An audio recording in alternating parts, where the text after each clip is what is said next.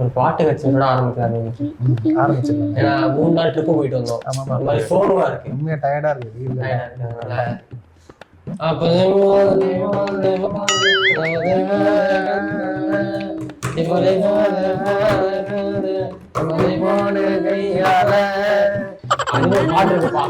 அப்படின்னு ஒரு பாட்டு இருக்கா? ஒரு பாட்டு இருக்கு. இந்த பாட்டு தான் பாத்தீங்கன்னா சமூக பாட்டு, சமூக பாட்டு, சமூக நீதி பாட்டு. ஆமா. அப்படி போடு போடு போடு அப்படின்னா ஓட்டு போடுன்னு அர்த்தம். ஓட்டு போடு. உன் கையில இழுத்து போடு, இழுத்து போடுன்னா அங்க இருக்க எம்எல்ஏவை இழுத்து போடுன்னு அர்த்தம். இந்த இடம் ஒண்ணு சொல்லி எனக்கு என்னன்னா, நீங்க உங்க வயசுக்கு எத்தனை போராட்டம் பார்த்திருப்பீங்க? இந்த வயசு கிட்டீங்க. வயசுக்கு எத்தனை போராட்டம் அப்படி சொல்லுங்க. அப்படி சொல்லுங்க. எவ்வளவு போராட்டங்கள் பார்த்திருப்பீங்க? பார்த்திருப்போம். எத்தனை ஆர்ப்பாட்டம் பார்த்திருப்பீங்க? நிறைய பார்த்திருப்போம். இப்ப நாங்க உங்களை காட்ட போறோம். உங்க வயசுல இது பார்த்திருக்கீங்க. கண்டன போராட்டத்துல இப்படி ஒண்ணு நீங்க பாத்திருக்கவே மாட்டீங்க. திடீர்னு ஆளுக்கு ஒண்ணு சொல்றீங்க. என்னதான் அப்படிதான் போராட்டம், கொஞ்சம் காட்டுங்க. நீங்களும் பாருங்க.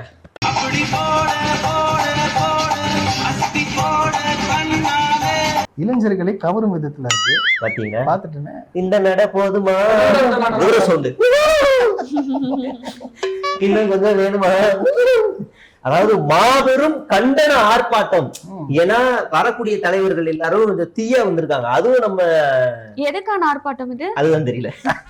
அந்த பாட்டுக்கான ஆர்ப்பாட்டமா இருக்கும். பாட்டை எதிர்த்த ஆர்ப்பாட்டம். ஐயோ, சீனிக்கு விரிச்சல் வேற ஸ்பூன் பண்ணங்களே. இப்போ இல்ல. ஏங்க பாட்டு நல்லா இல்லங்க அப்படி சொல்றாங்க. பாட்டுக்காகலாம் இல்லைங்க, அவங்க ஏதோ ஒரு சம்பவத்துக்காக ஏதோ மேட்டர் சொல்ல வராங்க. அதுக்காக வந்து கண்டன ஆர்ப்பாட்டம். ஆமா, இப்ப மாநில தலைவர் யாரு? யாரு? யாரு? பிரவீன் சக்கரவர்த்தியா? இதுல பிரவீன் சக்கரவர்த்தி தானே மாநில தலைவர் இல்லையா? இல்லங்க, அவர் பேர் இன்னும் அவர் என்னது? தாக்கூர். தாக்கூர் மாணிக்கம். மாணிக்கம். மாணிக்கம். முட்டாள் கோணிக்கம். நான் அதை நினைச்சேன். அவர் தலைமையில நடந்திருக்கு மாபெரும் கண்டன ஆர்ப்பாட்டத்துல. எல்லாம் தீயா பேசுவோம், மனசை கொஞ்சம் ஒருநிலைப்படுத்திக்கணும். அதுக்காக இப்படி ஒண்ணு போட்டுட்டு அதுக்கப்புறமா கொண்டு போறது. ரிலாக்ஸேஷனுக்காக அவங்க பண்ணிருக்காங்க. ஆமா. எப்பயும் லேட்டா வருவாங்கல, அதனால அது அதனால வரைக்கும் தப்பு பாட்டை கிடையாது. போட்டுட்டு ஆடுவோம் அப்படின்னு வாடா மாப்புல வாழைப்பழ தோப்புல வாலிபால் விளையாடலாமான்றது ஒரு ஸ்போர்ட்ஸ். வாழ்த்தப்படி தான் வாலிபால் ஆடுறீங்களா? எனக்கு தெரியல. அப்பதான் கீழே கீழே உங்களுக்கு அடிப்படை. எனக்கு இதுதான் தெரிஞ்ச. அது வந்து வாழைப்பழ தோப்புல எப்படி வாலிபால் ஆடுவீங்கன்னு சொல்லி அவங்க எனக்கு. இங்க வந்து நிறைய கம்பங்கள் இருக்கும், நீங்க நெட்டு நட்டிக்கலாம் கட்டிக்கலாம். அதுக்காக. சரியா?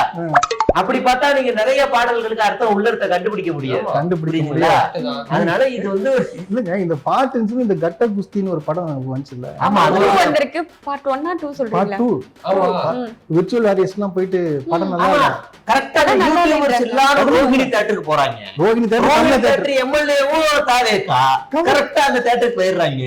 கரெக்டா சொல்லி வச்ச மாதிரி படம் நல்லா இல்ல, ஒஸ்ட் கேவலமா இருக்கு அப்படின்னு போறாங்க.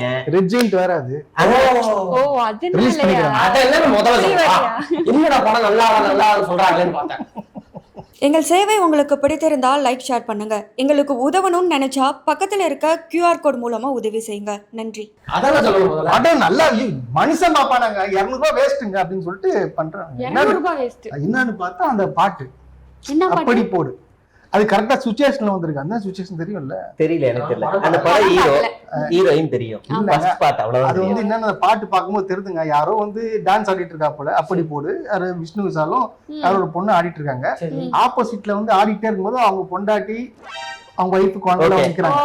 அந்த நேரத்துல அந்த பாட்டு வச்சதுனால நீ யாரையோ இன்டிமேட் பண்ணிட்ட. நீ எப்படி நீ பண்ணலாம் அப்படின்னு சொல்லிட்டு யாரு போராட்டம் பண்றா? விஜய் ரசிகர்கள். அவங்க பண்ணுவாங்க. நாட்டுக்குள்ள கஞ்சா புழக்கம் அதிகமா இருக்கு. பெண்களுக்கு பாதுகாப்பு இல்ல, சட்டம் ஒழுங்கு சீர்கேடாக மேகத்தாது, அப்புறம் அது இதுன்னு ஓடிக்கிட்டு இருக்கு. இது ரொம்ப முக்கியம். எங்களுக்கு தெரியாதுங்க. தெரிஞ்சாதானே நாங்க போராட்டம் பண்றது. கஞ்சா பழக்கம் தான் ஞாபகம். இது திருச்சியில வந்துட்டு போதைப் பொருளை பயன்படுத்தி 2 இளைஞர்கள் வந்துட்டு போதைப் பொருளை யூஸ் பண்ணிருக்காங்க போல. அந்த வீடியோ இப்ப ரொம்ப வைரலா போயிட்டு இருக்கு. ஆமா, விஜய் நான் தம்பிடா, விஜய் நான் தம்பிடா, ஊசி எல்லாம் ஏத்திருக்காங்க. போதை மருந்து. விஜய் நான் தம்பிடா. ஆமா, மாத்திரை ஊசி எல்லாமே. டாக்டருங்க அவங்க ஊசி போட்டு அவங்க டாக்டர் அவனே இதே எடுத்து போறாங்க. ஏடிஎம் கார்டை உடைச்சு அவங்க போய் அரசு ஏடிஎம் கார்டு தான் கரெக்டா எல்லா இடத்துலயும் மேட்ச் ஆகுதுல்ல. தேவையில்லாத விஷயத்துல ஏன் பேசுறீங்க? எதுக்கு உங்களுக்கு உடனே உங்க ஏடிஎம் கார்டு எடுத்துன்னு வந்துருது? ஏடிஎம் கார்டு இல்லையா? கேட்டுதானே. அடுத்தது போங்க. இது இந்த மாதிரி ஒரு விஷயத்தை டாக்டர் ஆயிருக்கா அதை பாராட்டுற இந்த மாதிரி கஞ்சா அந்த பக்கம் வரும்போது குட்காவை பத்தி நம்ம பேசணும். ஆமா விஜய் பாஸ்கர் விஜய் பாஸ்கர்கள் இதுக்கப்புறம் விஜய் பாஸ்கர்கள் விஜய் பாஸ்கர் ஸ்கொயர் ரெண்டு பேர் இருக்காங்க. ரெண்டு பேர் குட்கான்னு சொல்லிட்டா அது யாரும் கண்டியாது. ஆமா அவரும் ஊழல் தானே இன்னொருத்தர் எம்ஆரும் ஓகே ஓகே. கேரளால புடிச்சாங்க. அதான் அருண் ராஜே சொல்லியிருக்காருல்ல முன்னாடி ஆட்சியில வந்துட்டு இவங்க மேல நிறைய குற்றச்சாட்டுகள் இருக்கலாம் ஆனா இதெல்லாம் இப்ப வந்து மாத்திப்பாரு அப்படின்னு அவரே பதவியேற்பு அந்த மாற்று கட்சியினர் வந்து பேசியிருக்காரு. பொருந்தல. ஆமா கரெக்ட் கேளுங்க நல்லா. ஏன்னா அது டிஎம்கே டிஎம்கே விஜய் தம்பிடா. இல்ல உண்மையை ஒத்துக்க சொல்றீங்களா? ஆமா இல்ல இருக்கட்டுமே அதை போல அடிப்பானுங்க. அத பாசிட்டிவா சொல்லும்போது சொல்லிக்கலாம் அந்த டைலாக். அப்போ வன்மம் இருக்கு. சரி போங்க. அடுத்து இல்ல இந்த விஜயபாஸ்கர் வந்து முடிச்சிடறாங்க. அவர் மேல இருக்கிற வழக்கெல்லாம் 12 வாரத்துக்குள்ள முடிக்கணுமாமா. 12 வருமா 12 வாரத்துக்குள்ள அதெல்லாம் முடிச்சிடணும். இங்க சேர்ந்து தலைகளை செலுத்தாருல வாஷிங் மிஷின் பண்ணிடுமா இல்லையா? கிளீன் பண்ணியாச்சுங்க. அது வாஷிங் தூக்கி போட்டு ஒரு மாசத்துக்கு 4 வாட்டி துவைச்சா போயிருமா? நல்லா புரட்டி போட்டு எடுத்துட்டாங்க. சுத்தமா இருக்காருல இப்போ பாத்தீங்களா? பேண்ட் கிட்லாம் மாத்தி ஆளு நன்றி சொல்றதுக்காக தாவேகால இருந்து விராலி மலைக்கு போயிருக்காப்ல. போயிட்டாப்லையா? கேவலமும் பார்த்தாங்க மக்கள் சுத்தி இருக்கவங்க. கேவலம் பார்க்க மாட்டாங்க. இங்க எல்லாம் சம்பாரிச்சுட்டு 7 முறை எம்எல்ஏ இருந்துட்டு யாருன்னு தெரியாது புதுசா வந்தவங்க கிட்ட பர்வேஸ் மாப்பிள பர்வேஸ் மாப்பிள ஒரு வயசான ஒரு பீஸ கூட்டு வராங்க. இவருதான் அமைச்சரோட அந்த வயசானவர் பர்வேஸோட வயசு அதிகபட்சம் 35 கிலோ. அப்படியே கீழே விழுந்துட்டாரு அமைச்சர் உடனே. அது அதிமுகவே உண்டான ஒரு மர்மக்கலை. எப்பாற்பட்ட கட்சிங்க என்னங்க இது?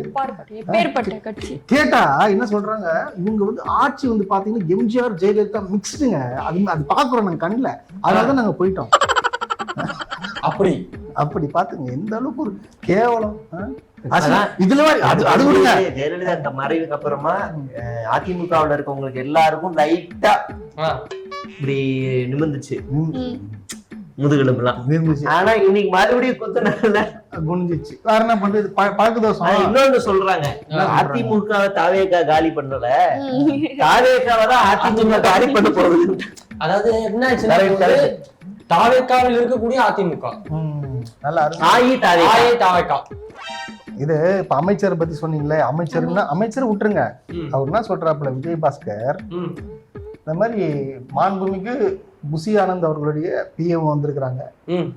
யாரு இந்த மக்கள்கிட்ட கீழே உட்காந்து மக்கள் கிட்ட அது மாண்புமிகு அமைச்சர் ஆதவ அர்ஜுன் அவர் பிஏரும் பிஎஸ்ஆரும் வந்திருக்கிறாங்க. பிஏக்களுக்கு வரவேற்பு கொடுத்த எம்எல்ஏ சாதனை இல்லையா? இதெல்லாம் ஒரே மாதிரி பாப்போம். பிஏக்கெல்லாம் கூட யாரு வந்தாலும் கார் ஓட்டுறவங்க வந்தாலுமே எல்லாத்துக்குமே ஆமா கார் டிரைவருக்கு எம்எல்ஏவே கொடுத்தாங்க தெரியாதுல்ல உங்களுக்கு? மதுரையில வந்து என்னாச்சுன்னா மதுரை தேர்தல் வேட்பாளர் அறிவிக்க வந்தாங்கல்ல. சரி அப்ப அறிவிக்கும் போது மதுரையில ஒரு மதுரை வடக்கு பக்கத்து தொகுதியில ஒரு முக்கியமான ஒரு தியேட்டரோட ஓனர் பையன் தான் வந்து வர வேண்டியது. அவர் அர்த்தராஜர்ல இல்லைங்க உங்க கட்சியில சேரலங்கன்னு ஜம்ப் அடிச்சிட்டாரு. அப்ப அந்த தொகுதிக்கு யாரையாவது அறிவிக்கணுமே அப்படிங்கிறதுக்காக நம்ம கல்லாணை இருக்காப்ல, கல்லாணையோட டிரைவர் ஒருத்தர் இருந்தாப்ல. நீ ஒரு நாள் ஒரு மணி நேரம் மேடையில உட்காரியாடா?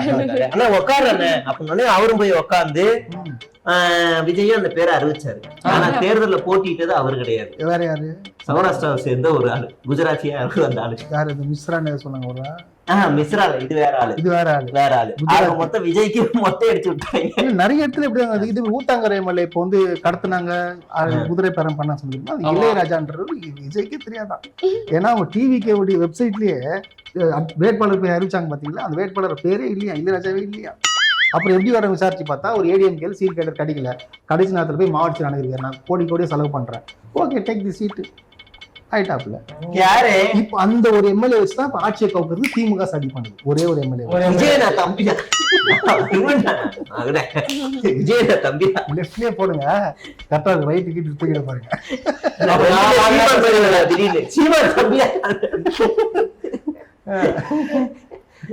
அடுத்து இந்த வழக்கறிஞருக்கு ஏதோ ஒரு இது நடத்துறாங்க, ஊழல் நடந்துருச்சுன்னு கேள்விப்பட்டேன்.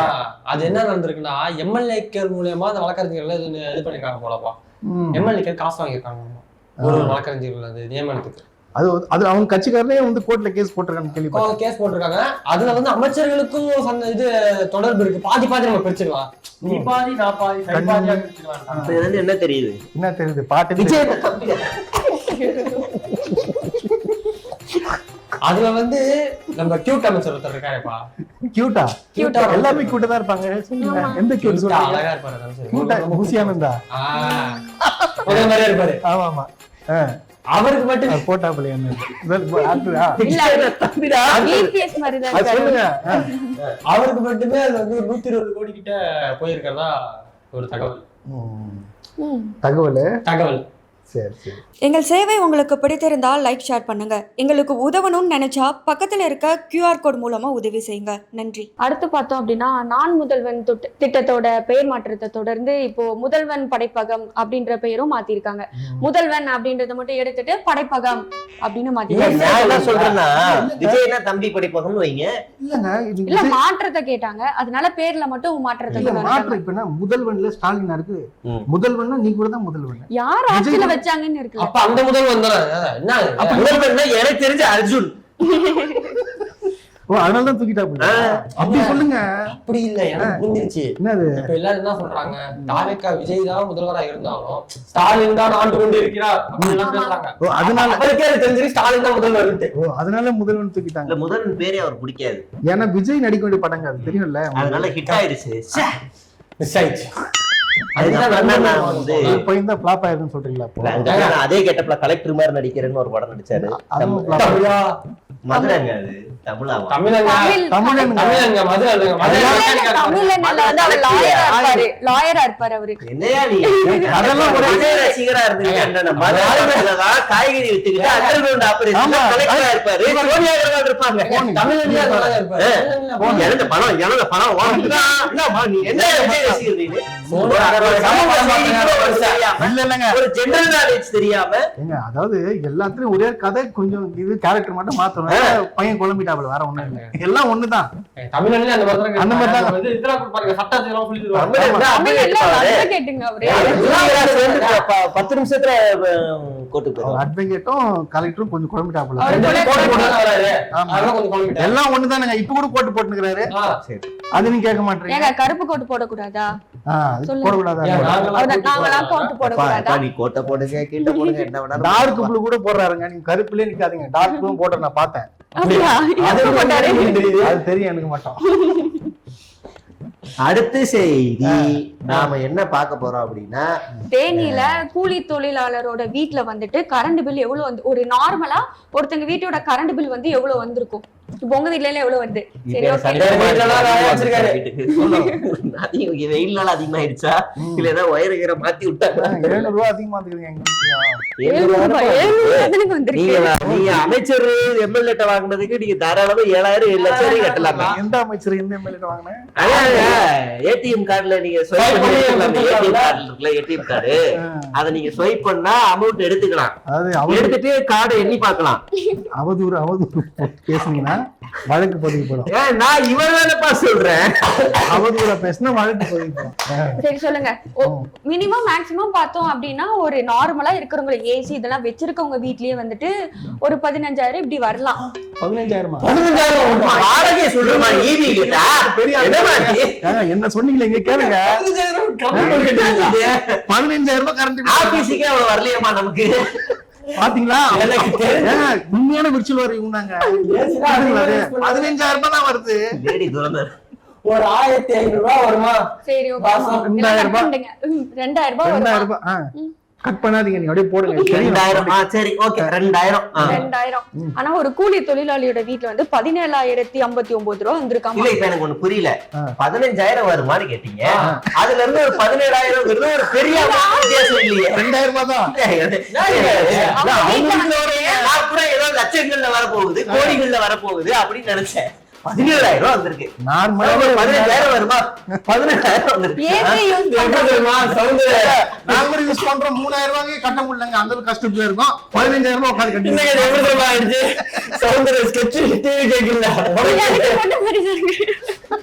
ஆச்சரியமா இருக்குங்க. நீங்க தான் கேட்கணும். பாத்துங்க.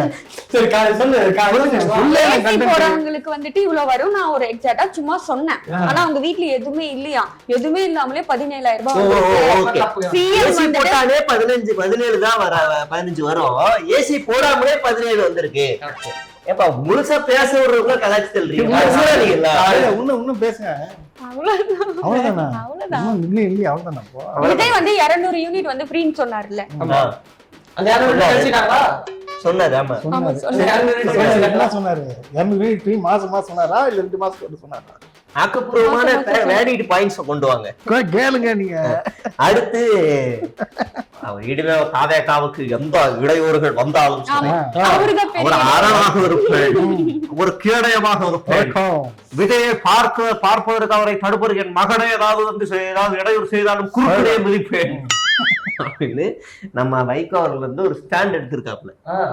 எங்கள் சேவை உங்களுக்கு பிடித்திருந்தால் லைக் ஷேர் பண்ணுங்க. எங்களுக்கு உதவணும்னு நினைச்சா பக்கத்துல இருக்க QR கோட் மூலமா உதவி செய்யுங்க. நன்றி. அவர் இருக்காத ஸ்டாண்டாங்க, எந்த பக்கம் போனாலும் ஸ்டாண்ட போட்டு எடுத்துறாரு வண்டியை. அப்புறம் போனாரு கத்தி எடுத்து அந்த கருவ மரங்களை வெட்டுறதுக்கு தெரியுமா? தெரியுது. அப்ப கூட ஒரு பிரஸ் மீட் கொடுத்தாரு. எதுக்கு வெட்டணும்? தேவையான கேள்வி கேட்கிறோம். பிரச்சனை பண்ணாலும் வரீங்களா, பிரச்சனை பண்ணாலும் வரீங்களா? நீங்க என்ன மஞ்ச பத்திரிக்கையா? அதை கேக்குறேன். எதுக்கு கத்தி எடுத்து ஜேசிபி விட்டாலும் ஏத்துற போறாங்க. ஒன்னும் புரியலையே. கத்தி எடுத்து வெட்டி அவர் மரங்களுக்கு கூட வலிக்க கூடாது, கருவேல மரங்களுக்கு கூட வந்து வலிக்காம அப்படியே கத்தியில வெட்டினா வலிக்குமே. பொறுமையா அப்படியே அடிச்சிருக்கு. சுக்கா இருக்கும் கொஞ்சமா அடிச்சு அந்த கட்சியை கடிச்சு வச்சு கருவ மரத்தை கடிச்சு விட்டுட்டு வெளில வந்துரும். கட்சியை முடியும். அதான் சொல்லிட்டீங்களே, அவ்வளவுதான் முடிஞ்சு. க்ளோஸ். அடுத்து மற்ற செய்தி எல்லாம் நிறைய வந்திருக்கு.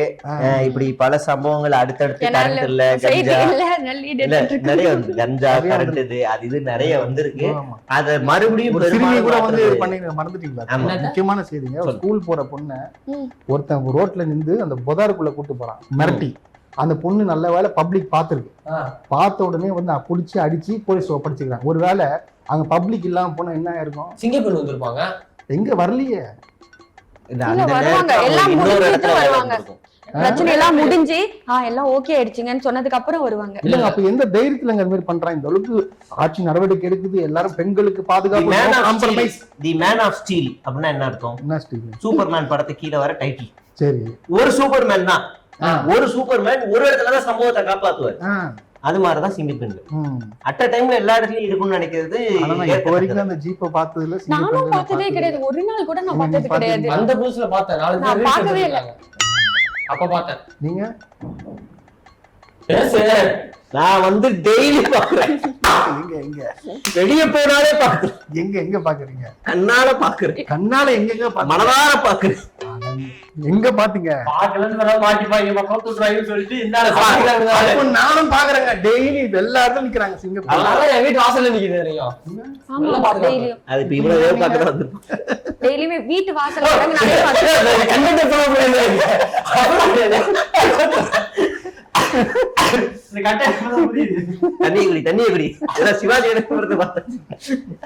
இப்படி பல சம்பவங்களை வந்து நீ நம்ம அடுக்கி இருக்கோம்ல. அதோட வந்து அரசியல் செய்திகள்லாம் நம்ம அடுத்த வீடியோல இன்னும் சுவாரஸ்யமா வந்து பேசுவோம். இன்னைக்கு வந்து கண்டென்ட் வந்து முடிச்சுக்கோம். நன்றி, வணக்கம்.